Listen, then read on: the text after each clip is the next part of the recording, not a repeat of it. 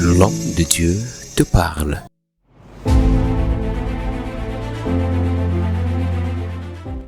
Mesdames, Messieurs, c'est un privilège encore de vous retrouver à travers ce message que Dieu met dans mon cœur. Écoutez, je voudrais nous entretenir sur une exhortation de quelques minutes sous le thème « Non, n'abandonne pas, tu es presque à l'arrivée. » Non, n'abandonne pas, tu es presque à l'arrivée. Je voudrais que nous ouvrons très rapidement nos Bibles dans le livre de 1 Samuel, le chapitre 9, à partir du verset 1. Vous savez, 1 Samuel, chapitre 9, à partir du verset 1, nous allons faire la lecture. L'histoire le texte est assez long. Je vais juste introduire la lecture et je vais développer pendant quelques minutes. Non, n'abandonne pas, tu y es presque.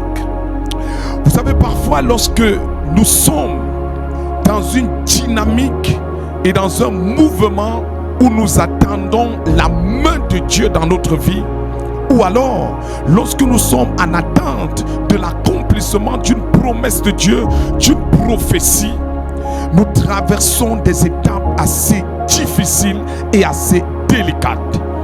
Et parfois il y a des attitudes, il y a même parfois en nous des manifestations que nous n'arrivons pas à interpréter. Mais l'un des signes que je voudrais donner à travers ce message, c'est que chaque fois que vous approchez de votre but, vous ressentez un profond sentiment de tout relâcher. Chaque fois que vous approchez de la porte qui doit s'ouvrir, il y a comme une énergie qui vous abandonne. Il y avait un homme de Benjamin. Je suis dans 1 Samuel chapitre 9 à partir du verset 1. Il y avait un homme de Benjamin nommé Kis, fils d'Abiel, fils de Teror, fils de Bécorat, fils d'Aphiach, fils d'un Benjamite. C'était un homme fort et vaillant. Il avait un fils au nom de Saül, jeune et beau, plus beau qu'aucun des enfants d'Israël, et les dépassait tous de la tête. Les ânesses de Kis, père de Saül, s'égarèrent, et Kis dit à Saül son fils: prends avec toi l'un des serviteurs, lève-toi, va et cherche les ânesses.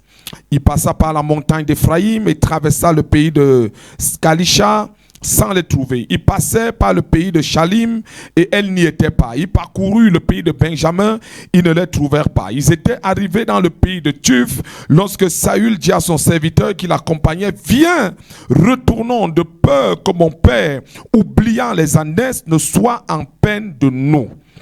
Le serviteur lui dit: voici, il y a dans cette ville un homme de Dieu, et c'est un homme considéré. Tout ce qu'il dit ne manque pas d'arriver.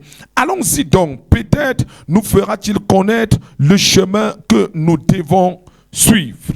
Je vais traverser les différents versets, vous pouvez lire. Mais je vais plutôt venir au verset 15. Or, un jour avant l'arrivée de Saül, l'Éternel avait averti Samuel en disant: demain à cette heure, je t'enverrai un homme du pays de Benjamin et tu l'oindras pour chef de mon peuple d'Israël. Que quelqu'un dise Amen. Voici une histoire impressionnante. Vous savez, si je n'avais pas donné ce thème, je pouvais prêcher sur un autre thème. Cette situation que tu traverses n'est qu'un prétexte. Mais je prêche sous le thème: non, n'abandonne pas, tu y es presque. Alors voici une situation. L'heure de la visitation de Saül était arrivée. L'heure de sa consécration est arrivée. L'heure de sa désignation est arrivée. Mais vous savez, il était dans la maison familiale. Et qu'est-ce qui pouvait le rapprocher du prophète qui devait le oindre? Il fallait que Dieu crée une situation. Il y a des situations qui apparaissent dans la vie, pas parce qu'il y a un problème, mais parce que c'est le canal par lequel tu vas te rapprocher de ton heure de gloire ou de ton lieu de célébration. Alors, Saül était très loin et Samuel était de l'autre côté. Qu'est-ce qui pouvait rapprocher ces deux hommes? Une perte va intervenir. La Bible dit que les ânesses de Kis, père de Saül, s'égarèrent.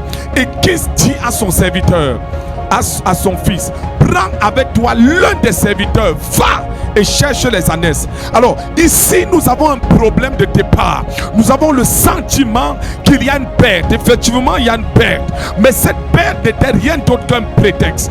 La vie et la situation que tu traverses n'est rien d'autre prétexte. Il y a des personnes qui, à cause de certaines situations, se sont retrouvées dans la maison de Dieu. Il y a même des personnes que Dieu a dû secouer pour que sa destinée rencontre véritablement le point culminant de sa vie. Alors, Saül va entamer le voyage avec son serviteur à la recherche des ânesses. Ils sont passés par la montagne d'Éphraïm sans les trouver. Ils ont parcouru tout le pays de Scalisha et les ânesses n'étaient pas. Ils ont parcouru le pays de Scalim. Ils ne trouvent pas les ânesses. Ils ont parcouru tout le pays de Benjamin. Ils ne trouvent pas les ânesses. Ils sont arrivés au pays de Tuf. Quand ils arrivent au pays de Tuf, Saül dit à son serviteur qui l'accompagnait que mon frère, je crois que on a quand même fait ce qu'il fallait faire. C'est mieux qu'on rentre. La Bible dit qu'ils étaient arrivés, verset 5, au pays de Tuf lorsque Saül dit à son serviteur qui l'accompagnait: viens, retournons, de peur que mon père, oubliant les ânesses, ne soit en peine de nous. Alors moi j'ai une question fondamentale. Pourquoi Saül ne démissionne pas à la montagne d'Éphraïm? Pourquoi Saül ne démissionne pas au pays de Scalisha? Pourquoi Saül ne démissionne pas au pays de Shalim? Pourquoi il ne démissionne même pas au pays de Benjamin qui est son pays d'origine? Vous savez que Saül était benjamite, mais il avait de l'énergie, il avait de la force, il avait de la capacité lorsqu'il traversait ce territoire à la recherche des ânesses. Mais pourquoi? C'est quand il arrive dans le pays de Tuf qu'il dit à son serviteur: c'est mieux que notre parcours s'arrête ici, rentrons chez mon père. Pourquoi c'est à cet endroit qu'il décide tout abandonner? Pourquoi c'est à cet endroit qu'il décide démissionner? Pourquoi c'est à cet endroit qu'il décide tout lâcher? Pourquoi c'est à cet endroit que son énergie l'abandonne, que sa détermination l'abandonne, que sa force l'abandonne, qu'il commence à vouloir convaincre son serviteur de rentrer? Vous avez la réponse? La réponse est dans le thème de mon message. Non, n'abandonne pas, tu y es presque. Alors, là où Samuel se trouvait, là où son huile de consécration se trouvait, là où sa cérémonie devait avoir lieu, c'est dans ce territoire qu'il décide de lâcher tout. Oh, je ne connais pas quel est le sentiment qui t'habite. Je ne sais pas ce que tu traverses. Je ne connais pas les forces que tu as déployées et aujourd'hui tu n'as plus de force. Tu as déployé de l'énergie, tu as déployé la force, tu as déployé la sueur et aujourd'hui tu es fatigué. Tu es complètement fatigué. Mais tu sais quoi? Tu es plus proche de ta bénédiction que tu ne peux l'imaginer.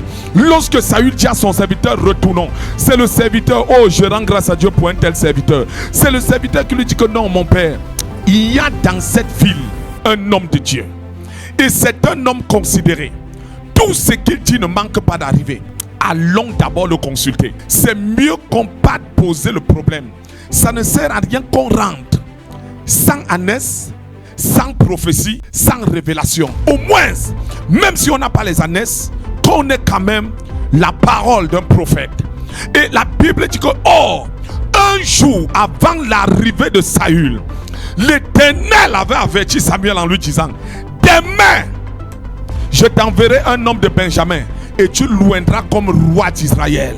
Et cet homme, quand Dieu parlait à Samuel, Saül était encore en route, désespéré, aucun espoir. Dans sa tête, il sait qu'il est en train de chercher les ânesses, mais il ne sait pas qu'il est en train de marcher vers sa consécration. Il est en train de marcher vers son élévation. Je t'annonce que tu es en train de marcher vers ta consécration. Tu es en train de marcher vers ta bénédiction. Tu es en train de marcher vers ton élévation. Ce que tu ressens comme fatigue, ce que tu ressens comme le désir d'abandonner, ce que tu ressens comme le désir de tout lâcher, est simplement un signe que tu n'es plus loin de la manifestation du miracle de Dieu. C'est un signe que tu n'es plus à distance de la manifestation du miracle de Dieu. Et je suis venu dire à quelqu'un: non, n'abandonne pas, tu es presque. Non, ne relâche pas, tu es presque. Lorsque vous entrez, oh, écoutez. Lorsque Samuel a rencontré Saül, il lui a dit: ne t'inquiète pas pour les ânesses, on a déjà retrouvé. Hey! Mais finalement c'était donc quoi? Dès que Samuel a rencontré Saül, Écoutez-moi très bien. Lisons, je ne voudrais pas qu'on imagine des versets. Lisons. Alors, à partir du verset 17, suivez. Alors Samuel, lorsque Samuel eut aperçu Saül, je suis dans 1 Samuel 9, à partir du verset 17. Lorsque Samuel eut aperçu Saül, l'Éternel lui dit, voici l'homme dont je t'ai parlé, c'est lui qui régnera sur mon peuple. Saül s'approcha de Samuel au milieu de la porte et dit, indique-moi, je te prie, où est la maison du voyant? Samuel répondit, c'est moi qui suis le voyant. Monte devant moi aujourd'hui au haut lieu, vous mangerez avec moi. Je te laisserai partir demain et je te dirai tout ce qui se passe dans ton cœur. Ne t'inquiète pas des ânesses que tu as perdues il y a 3 jours, car elles ont été retrouvées.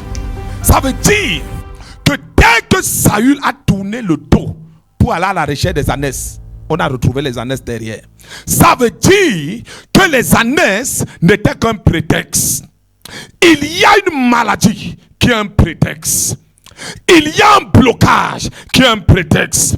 Il y a une situation qui est un prétexte. Si c'était à notre époque, on leur a envoyé un message, on leur a envoyé un WhatsApp, on leur a envoyé, on l'aurait bipé pour dire non, tu peux rentrer. Mais dès qu'il est parti, on a trouvé les ânesses. Ça veut dire que la vérité, ce n'était pas la recherche des ânesses. Maintenant, je vais vous emmener dans le prophétique et dans une autre dimension de la révélation. Maintenant, regardez, la Bible déclare dans le livre de Josué chapitre 1 au verset 3 que tout lieu où foulera la plante de ton pied, Dieu te donne. Et l'Éternel dit à Abraham, lève-toi, parcours le pays dans sa longueur et dans sa largeur et je te le donnerai.